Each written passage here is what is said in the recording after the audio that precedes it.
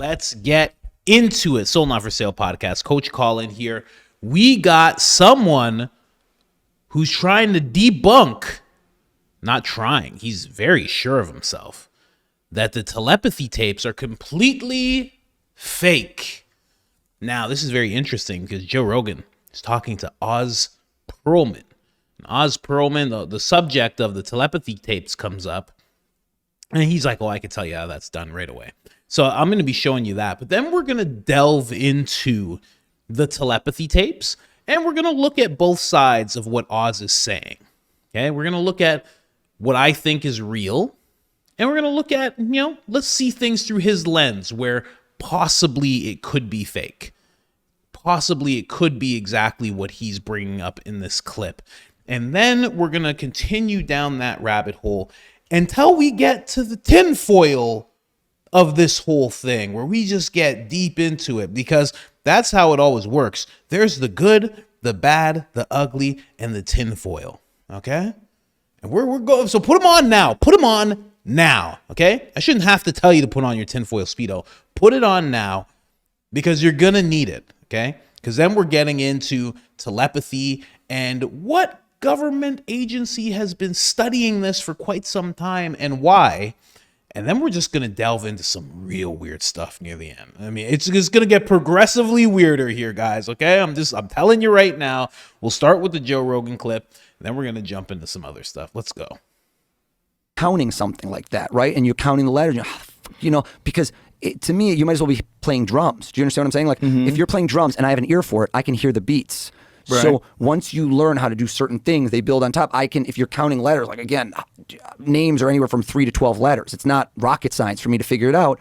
And again, I can't do it in a vacuum. If you turned your back and said, I'm not doing anything, if you control the environment, I can't do it as well. Right. It goes back to that fear thing. If I started messing up right now, you'd be like, oh, it's getting awkward. And you would pull back and I wouldn't be in control anymore. Right. So like a lot of what I'm doing is I'm, showing you how I can read you, but also you're allowing yourself to be read. Right. So like when you're saying count the letters, you can see me counting them. I can see when you're counting. I can see when you try to throw me off the count. It's like a poker player. A poker player knows if you really have aces, pocket aces, or you have 2, 4 and you're bluffing. The best ones do.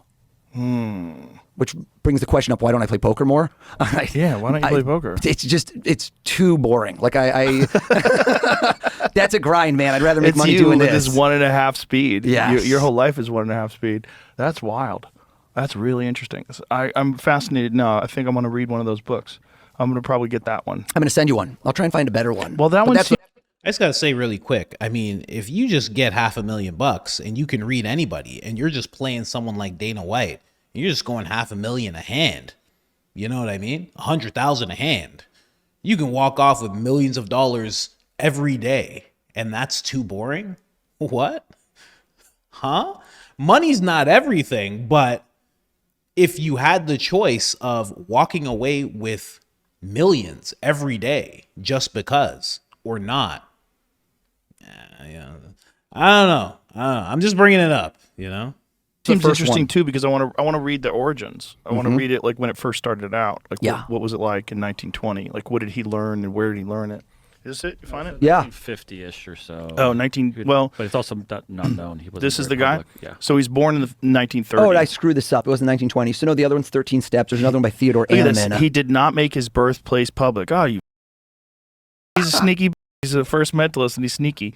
Though is believed to have been Mill Hill suburb of London for unknown reasons, he renamed himself Tony Corinda.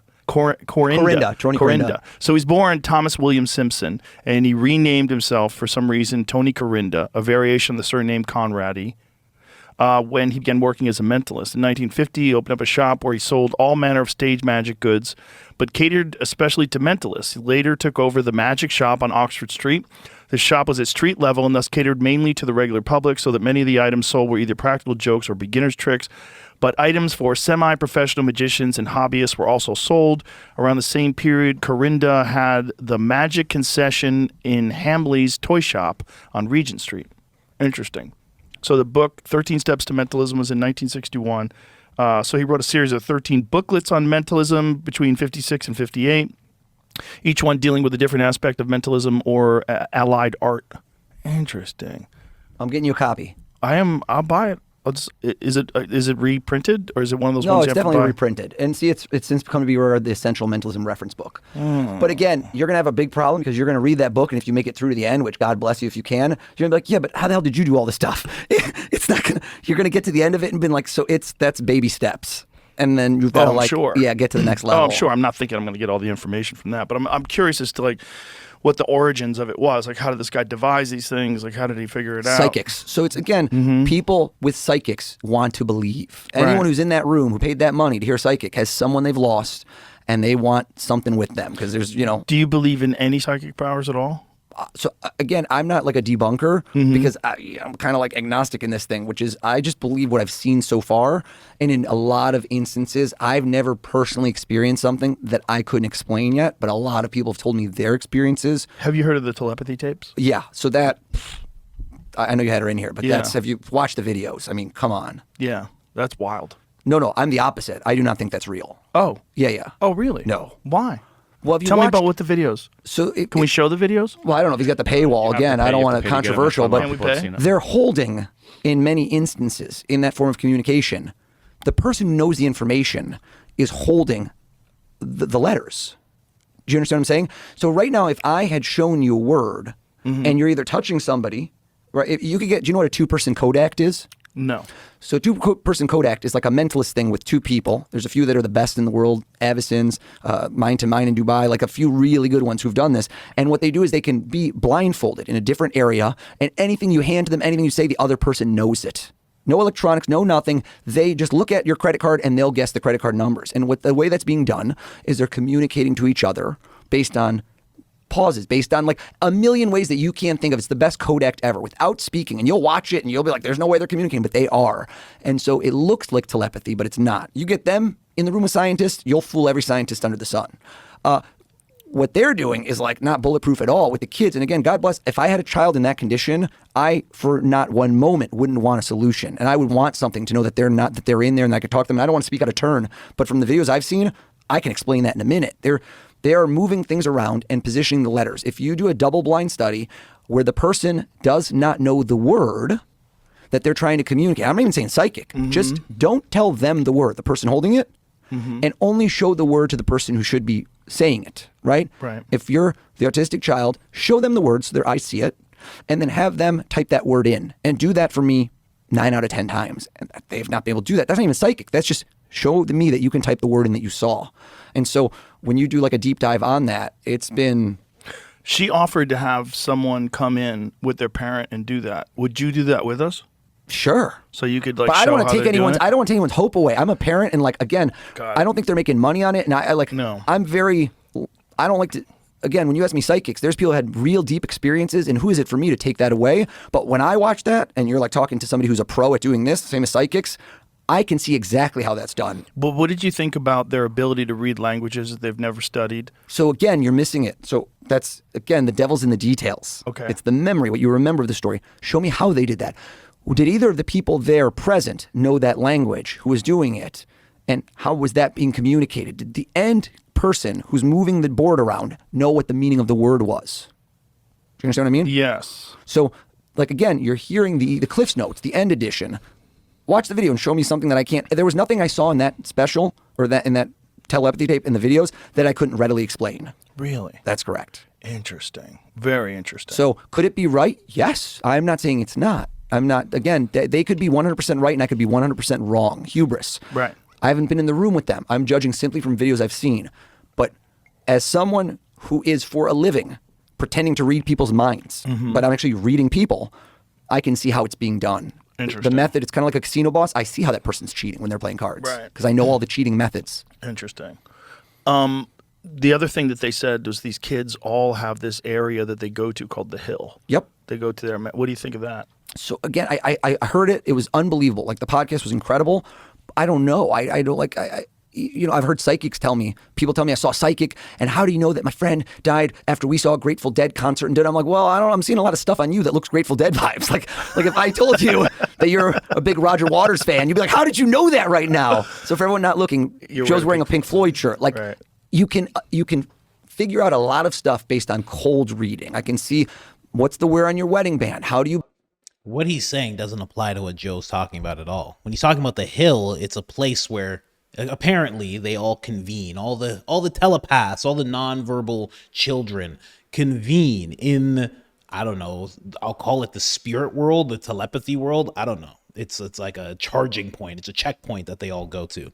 So he's not really addressing that. You can't just, it's a cold read, and he's not getting that part. I feel like a guy like this who's like, I feel like he didn't watch a 3-hour podcast. But that's just me. See, I'm like him. I'm an expert in this podcast stuff. So I'm like reading him right now, and I'm like, you run a marathon, you do it a few times a week, you drink a lot of Gatorade, your eyes are bugging out of your head. I feel like you don't watch a 3-hour podcast. You behave? What are certain things? When do you pause at a certain moment about certain things? Did you lose someone? I can tell instantly if you're having a feeling of emotion. Like anyone good at this, and not even great, but like good, can notice a lot of things. Like a psychic just watches you. So you can kind of tell like what a person's done that day? I think you can get you can guide them to what you want, which is when you get a hit, right? Think of that game when you're a kid, hot, cold. You hide stuff. Right. Right? Your brother or sister looks around, they go, cold, cold. Do you think I woke up early today or late? I don't know. There's no on-demand feature to the show. There's I think not? you woke up early, though. Really? Yeah. Why do you think that? I don't know, just based on the way you said it. Nope. Nope. Woke up late. Good. I got it wrong. I'm happy. I'm happy. You'll be like, we screwed this guy. Finally, we got O's, and it was with a 50-50. That was just a rando. Coin flip. Yeah, that was You know what? kid. We'll do a coin flip before I leave. Okay. Who has coins anymore? I brought one coin. I heard that there's a penny that's in circulation that's worth millions of dollars. I heard that too. Yeah, that wheat penny, the Yeah. one with the wheat on the side My of it. buddy Lewis House I saw that on my social. He found one. Really? I think so. Whoa. It's super valuable. Worth millions. I'd be like, Yeah. give me that wheat penny. That's crazy. A penny worth millions. Find that penny, ladies and gentlemen. Find that penny. But anyway, so let's get into this whole thing. Now, let's just jump into what the telepathy tapes are, just for those of you. I realize sometimes these videos get a lot of exposure, and not everybody watches the show all the time. Somebody heard me say tinfoil Speedo, and they were like, what is this guy talking about? So I get it. Maybe you haven't seen this before, but this is what the telepathy tapes are. This is I guess an intro that they made trying to showcase this whole thing, because she actually, Kai Dickens, who is the filmmaker behind this, alongside the doctor who lost her medical license because she was delving into this subject. Pretty crazy to lose it just because of that, but this is basically the intro that they made. My son said to me, I can hear thoughts. And I said, impossible. And he said to me, you don't get the kind of gifts that I have if you lie. Let's please multiply 2 numbers and see if he gets it. Okay, what is it? 9, 0, 0. Unbelievable. 1. Maybe shuffle again, Dr. Powell. Oh.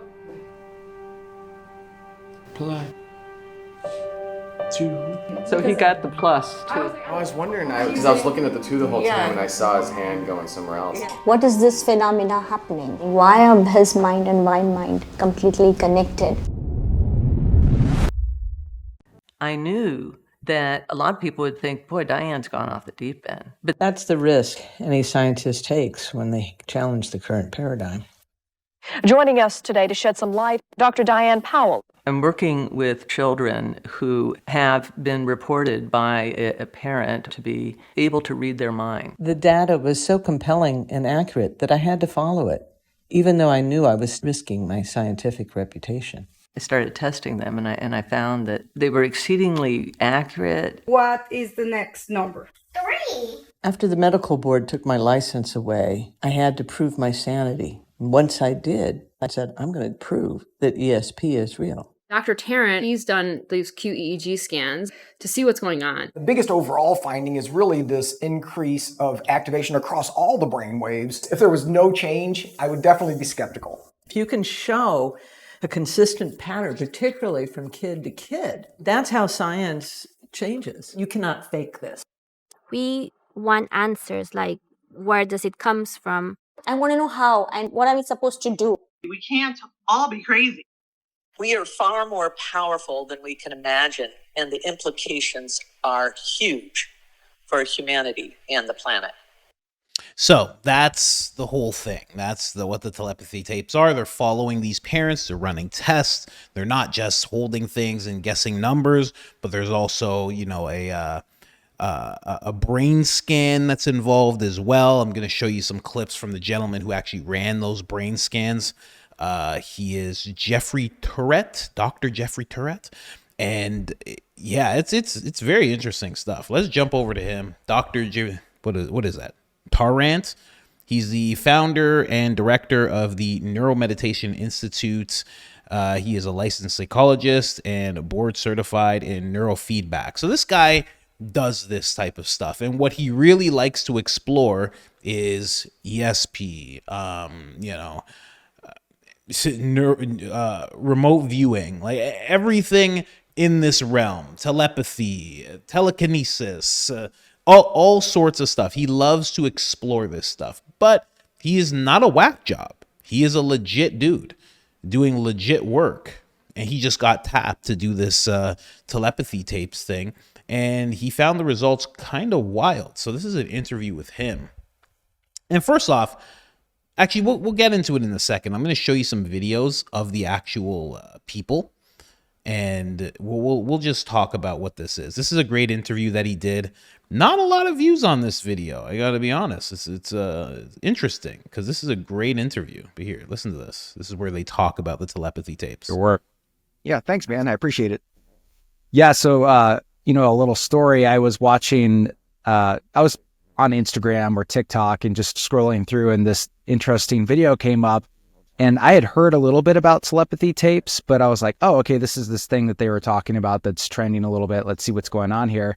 So I'm watching, and they're illustrating these nonverbal children that apparently have these psychic connections with their caretakers, able to sort of see through their eyes and what they're seeing through their mental abilities. And I hear this voice come up, and I'm like, is that who I think it is? And then I see you on screen. I'm like, it's Jeff. He's in telepathy tapes. That's awesome. I'm going to be able to ask him about this stuff. So I'd love to jump right into that. What was it like working on telepathy tapes? Yeah, I mean, it's been really amazing and really, pretty life-changing for me personally. I mean, so it's been interesting from a scientific perspective and just witnessing some of, just the most amazing things I've probably ever seen. And so, but then of course, you almost can't see something like that and then have it not change your life. So it's been personally really rewarding as well, and I mean, and honestly, the crew behind the telepathy tapes, Kai and everybody she's pulled together, just really astounding. And, I've been really impressed with their integrity through the whole process of really trying to stick with the story, stick with, talking about the experiences of these spellers and really focusing on that, which I think is really the most important part. Yeah, the way that she set up the experiments just kind of made you feel like they were trying to exclude as much doubt as possible that these children were able to do what they were doing. I read this critic, because I was looking like, okay, what's the negative feedback here? Like, what are the critics saying about, how this could be faked?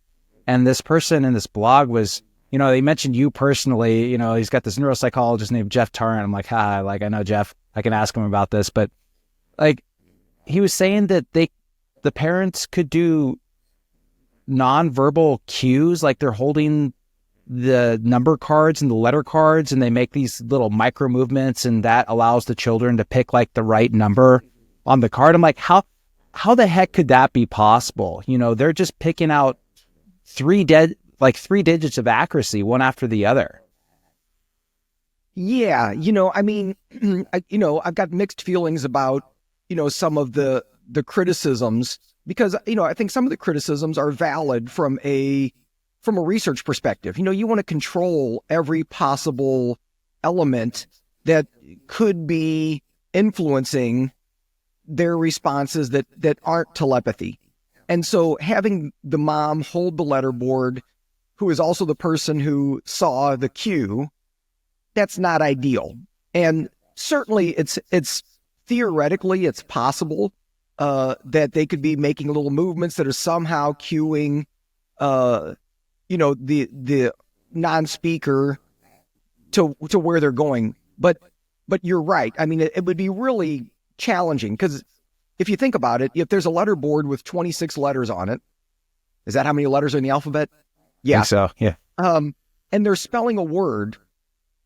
Even if there's a slight little shift in the letter board, there's still a whole bunch of letters that are right in front of your face, right? And so how do you know to go exactly to the right one, right? You know, like, so I get the argument, you know, witnessing it, you do sometimes see that there's slight movements. And I think what's happening is that the caregiver is trying to facilitate their ability to communicate.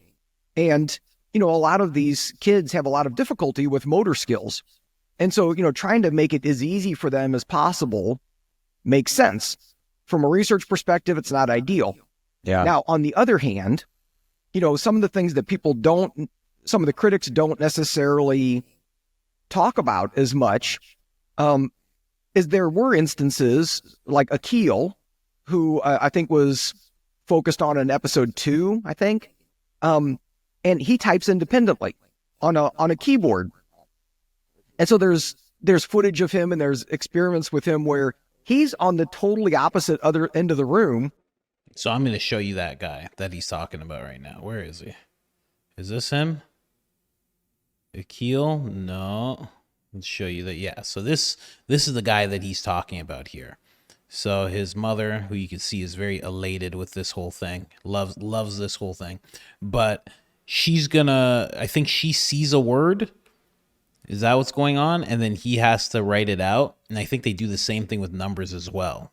So this shows that doctor's point.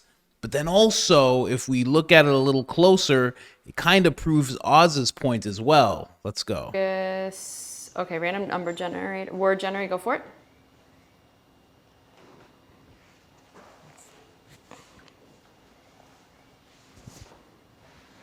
P A T T E like Pat. Good. She showed up to me, Akil. Manisha, hold on. So, did you see what the issue is there? Where it could be touching on what Oz is saying? I'm going to play it again with no sound. If you're watching every letter, she moves every single time he says a letter. Every single time. Every time a letter's hit, she moves. She does some kind of weird movement. But at the same time, this guy's looking down. Can he see that? Right? And this kid, I mean, you know, genius in his own way, has trouble with motor skills and isn't exactly like picking up on what his mom's doing. I don't know. You could lean both ways, but this is one of those things where it's like she just did a random word. It's not like she chose the word and they've been setting this up all day. See, the issue with Oz is, do I have Oz here anymore? I don't. Oh, that's for later. The issue with Oz is that that's not Oz either. The issue with him is that, and I mean this in the nicest way possible, he's a con man. And when you're a con man, you are constantly thinking of ways that you can con people. It's what you're doing all the time. Even in that clip that I showed you, when he said, "Joe, we're going to flip a coin later," that was part of his plan. He said, "We're going to flip a coin later." So Joe didn't ask to flip the coin, but he wrote in the 3 envelopes that he gave Joe, Joe's going to flip a coin this many times. It's still astounding that he was able to know how many times and whether it was going to go on to heads or tails. Still remarkable that he wrote that down before he even sat in the studio.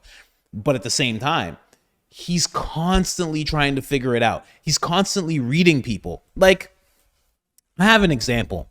Well, here's a clear example. I'm sure you've all seen this. Or maybe you've been on either side of it. There's a guy cheating on his girlfriend. And what does he think about his girlfriend? That she's cheating on him. But why does he think that? He thinks that because he knows he's cheating. And he knows he would do it.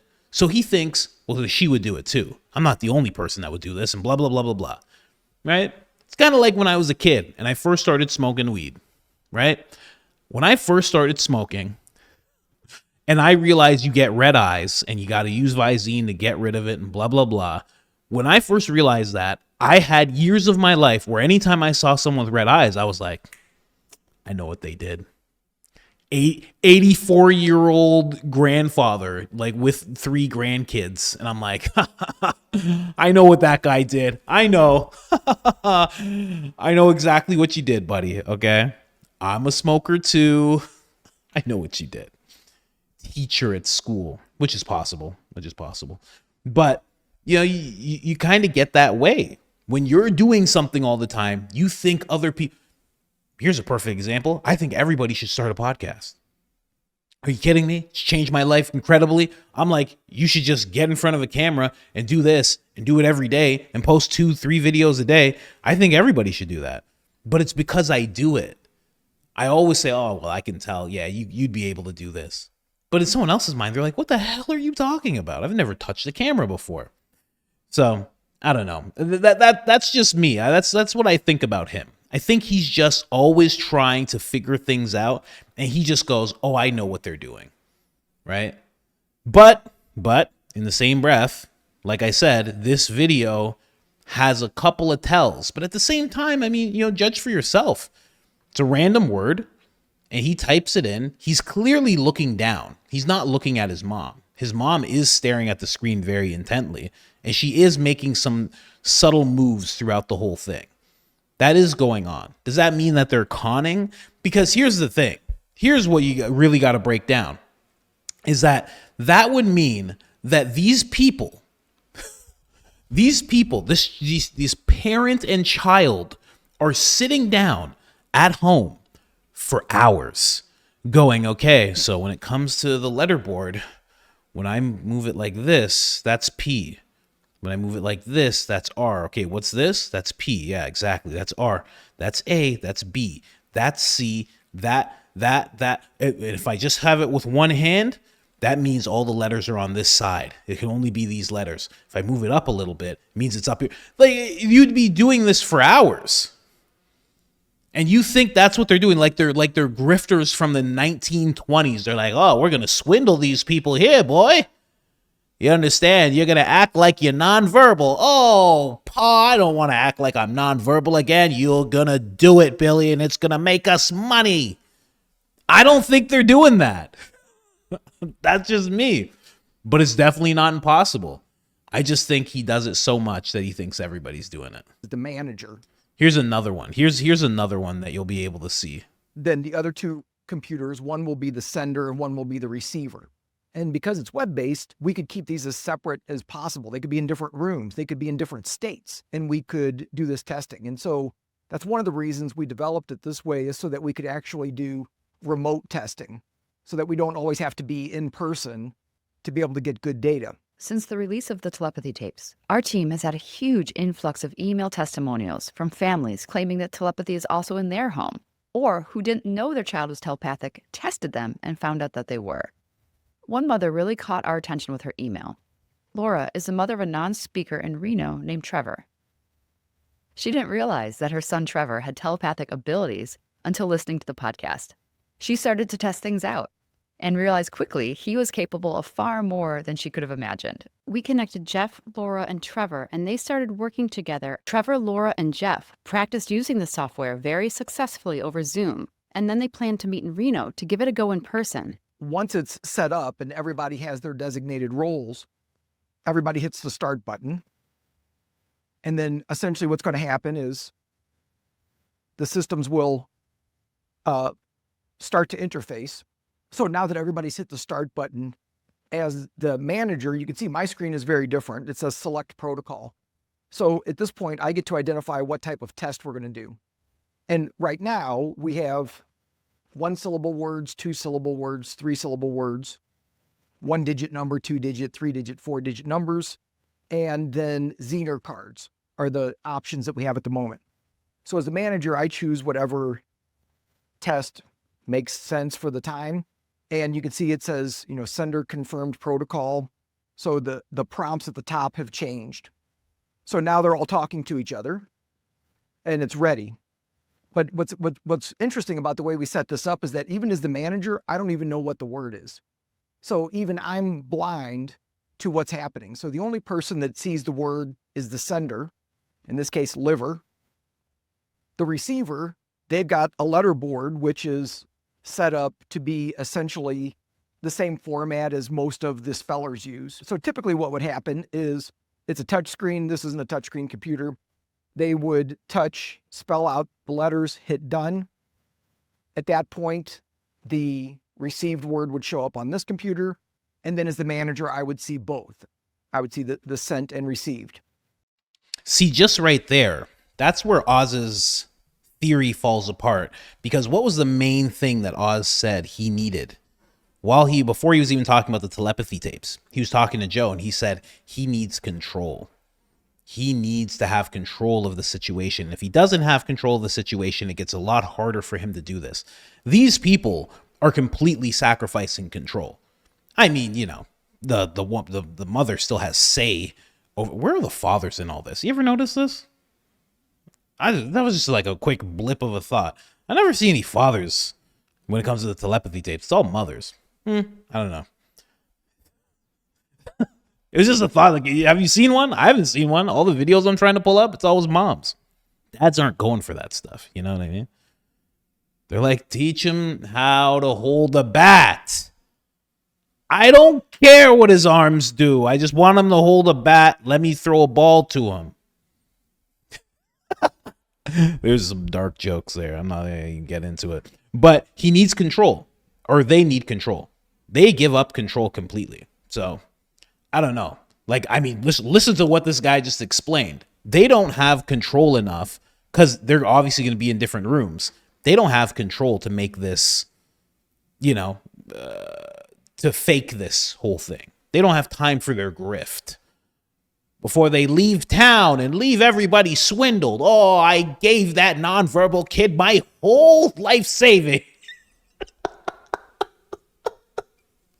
That's so stupid. That's such a dumb joke.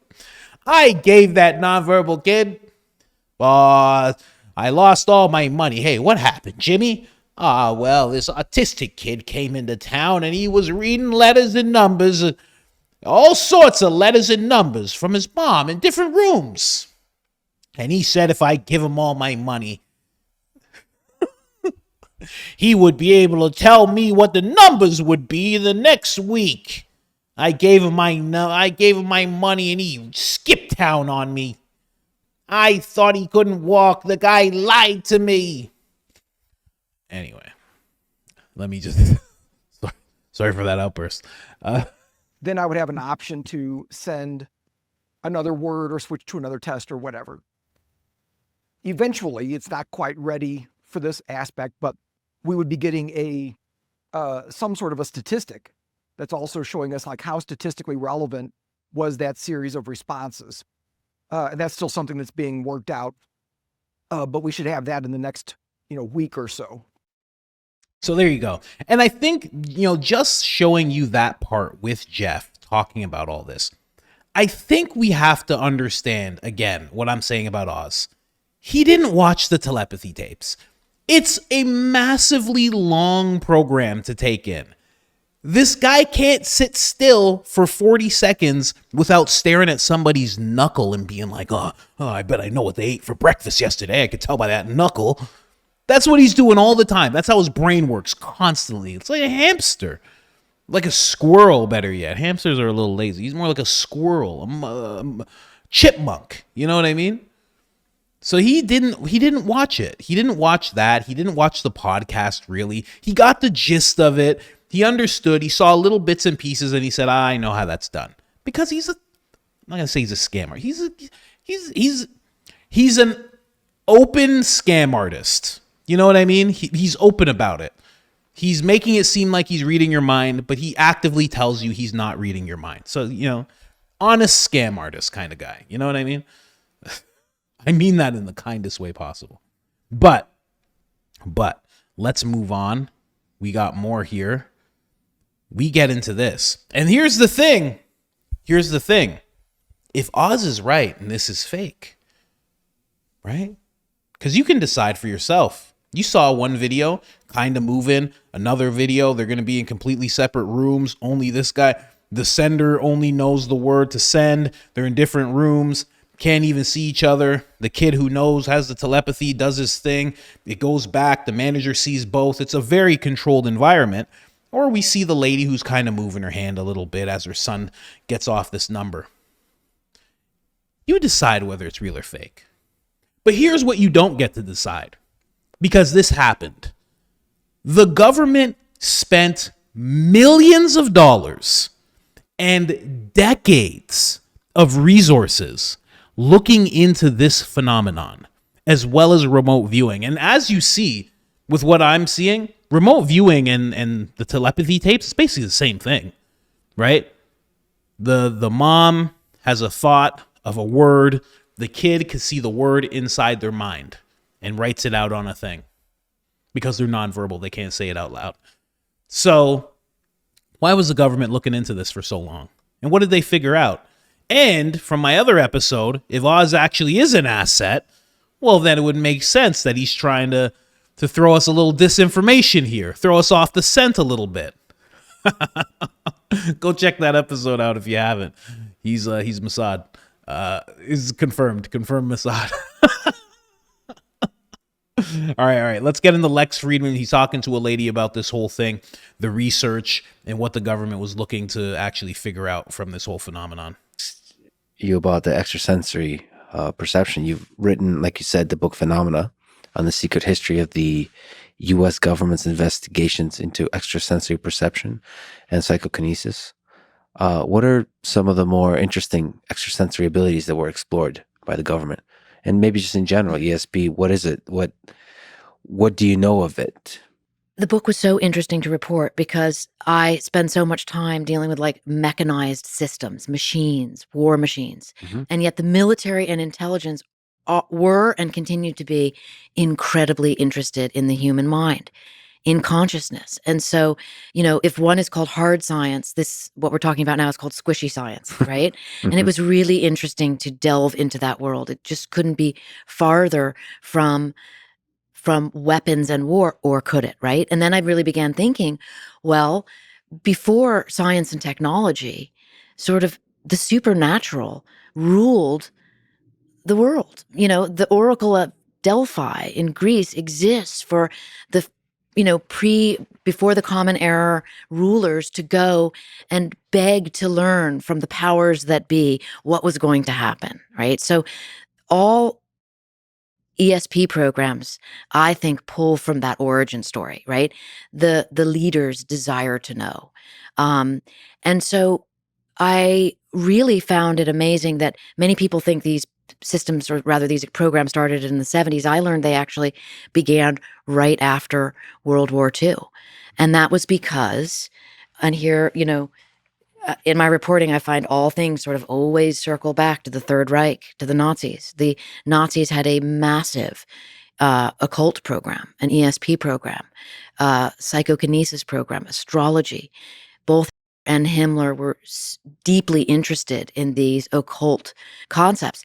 And after I learned from records at the National Archives that after the war, half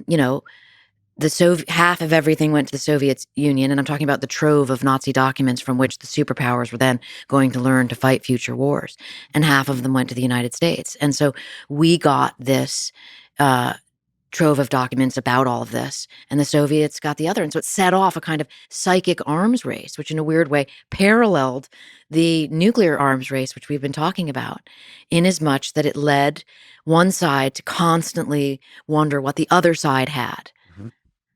Have they been able to find anything interesting in this squishy science analysis of trying to see how the human mind could be used as a weapon? The CIA most definitely believed, from my reading of the documents, that there was something very legit, shall we say, about ESP. It was uncontrollable, it was unreliable, but nonetheless it existed. And being the intelligence agency that they are, they cared less about why it worked. They just wanted to know how they could use it. And then it got into all kinds of elements of placebo effect and this, when the military stepped in and got involved in the programs, that was a complete disaster, in my opinion, because the military needs to control everything in a mechanized, systematic way. And so they started, for example, teaching people to be psychic, which is a really, really, really bad idea. I mean, let's just stop right there for a second. So it sounds like a bad idea. They started teaching people how to be psychic. That means they compiled enough evidence. And also there was this arms race that she was talking about, this psychic arm race, which is a wild term to hear. But they had enough evidence that they were seeing, enough legitness, as she put it, that they were like, we can teach people to unearth this ability that we know so many people have. Just that alone, crazy that this agency's having the same conversation that 4 guys at a festival would be having, like a shroom festival. They're having the exact same conversation. Man, people, bro, you can teach people how to do that. Of course you can, bro. What do you mean? Of course you can teach people how to do that, man. I saw it once in a dream, man. Yeah, I know. Bro, do you know you can do dream telepathy? Bro. And that's a real thing too that they've looked into as well, which is wild. I'll show you that in a clip. But just think about that. If it is all fake, right? And, I always reveal my biases, right? You're talking to somebody right now who does believe that telepathy is real. I believe telepathy. I believe telekinesis. I believe remote viewing. I believe astral projecting. I believe all that stuff. All that stuff. Usually when people are religious, they're seen as closed-minded. But I believe Jesus died and then rose up 3 days later. I'm open. I'm open to ideas, obviously. It doesn't just stop there for me. Okay, it keeps going. Of course I believe in all this stuff. Anyway, I just wanted to put that out there. Let's keep going. And flash forward to where we are today, these programs still exist. There's a Navy program which is working on, based on a lot of data that came back from the War on Terror, with certain soldiers knowing, wait, don't walk down that path. There is an IED there. Mm-hmm. And they call this the Spidey sense. And they actually have a program that works from this. So these things never go away. They kind of circle around in terms of, being made fun of and then taken seriously, and a little of this and of that. My biggest takeaway from writing that book was a quote that I referenced in the beginning, which is the Thomas theorem. And it says, if men define situations as real, they are real in their consequences. Yeah. I mean, placebo, as you've mentioned, is a fascinating concept. By the way, a short plug. I started listening to it. Andrew Huberman just released a podcast on placebo, the placebo effect. Does he know the origin story of placebo? We'll have to ask him. We'll have to ask him. Are you ready for this? Yes. CIA. Okay. And not only that, I can tell you that Dr. Henry Beecher, Harvard, I think he was also at MIT for a bit. He came up with that term, and you might even say for the CIA. Does that trouble you that so much of this is coming from the CIA first? You mean the placebo concept, or the placebo concept, but a lot of the sort of scientific investigations? Listen, I have such mixed feelings about the CIA, as one should. I think you should have mixed feelings about anything that you cover as a reporter or as a human, because, and maybe change that from mixed to, conflicting, right? Because there are really positive elements of every organization within the federal government. I mean, my first learning about the CIA came from the work I did on the Area 51 book about their aerial reconnaissance program. Man, you know something? I feel really conflicted about them too, because on one hand, they seem so cool. They're the coolest guys, Besides the whole Men in Black thing and, kind of warping our minds through music and stuff. But it's like, at one point they were just like, bro, you want to see what happens when we give people acid? And they were all like, yeah, let's do that. Can I do some? Sure. Hey, let's just give it to a bunch of people. Yeah, this sounds like a great idea. And then they're also like, bro, I think that there's a guy who could read people's minds. They sound like crazy podcasters back in the day. Bro, there's a dude who can read this guy's mind. I'm telling you, man. He knows, like, okay, listen, let me finish. Bro, so he could be in one room and the guy's in the other room, and he can like tell you everything the guy's wearing. They've never met before. And one guy in the CIA is like, dude, for real, bring these guys in here. Bring these guys in here immediately. Like, what? They sound great at certain points. And then also they're like, give them hip hop. Make sure it melts their brains. And then you're like, whoa, guys, hey, this is not cool. What are you doing? They're like, so we're just trying stuff out here. This is very, very interesting. It's hard. It's hard. You get conflicted. This is someone on Sean Ryan's podcast just talking about remote viewing being ESP, which is exactly what I was saying before. Remote viewing is nothing more than ESP. When somebody remote views to gather intelligence, it's nothing more than what a psychic does. The information is out there. When somebody receives psychic information, it's mental. So the information goes to the brain and then it goes on to the paper, whether you're doing coordinate remote viewing, extended remote viewing, whether you're using tarot cards, whether you're using a crystal ball. That's the manifestation of the information. So remote viewing is nothing more than ESP. It's a nice term that the scientist used. It's a nice term to use if you're trying to get money from Congress instead of saying psychic. The remote viewer, the psychic, and the people involved in the remote viewing process are blind to the target. Remote viewing is nothing more than ESP. It's very interesting. You know, I never realized that until I delved into these topics a little more, because remote viewing, before I even heard about psychics, I heard about remote viewing when I was much younger, when I was like 18 or something like that. And I never really pieced that part together, but it is very much the same thing. Like the Telepathy Tapes, that's a cool name, but those kids are just doing remote viewing. And again, the government had a 30-year program on remote viewing. And I've already done an episode on remote viewing and, you know, people remote viewing back to Mars and all this weird stuff. I definitely have to do it, part 2 of that.